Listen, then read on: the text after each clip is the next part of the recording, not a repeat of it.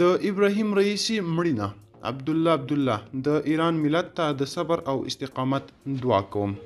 د افغان نیوز قدرمن لیدونکو ښه راغلاست د نن ورځې تازه او مهم خبر ته.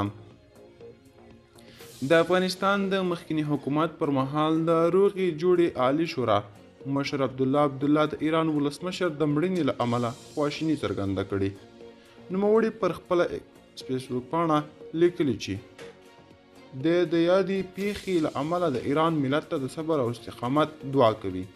هغه لیکلي زه د دوی قدرمنو کورنیو د ایران د اسلامي جمهوریت خلکو او دولت ته د دغې د سترې ضایعې له امله خپله خواخوږي څرګندوم. شهید سید ابراهیم رئیسی او ملګرو ته د خدای له درباره د رحمت او مغفرت دعا کوم او د قربانیانو کورنیو او د ایران ستر ملت ته د جمیل صبر او استقامت دعا کوم. ګران دوستانو دا و د نن ورځې چمتو شوي ویډیو. که غواړئ نور تازه او مهم خبرونه ترلاسه کړئ نو همداوس افغان نیوز یوټیوب چینل سبسکرایب کړئ. تر بیا ښې چارې ښه وخت.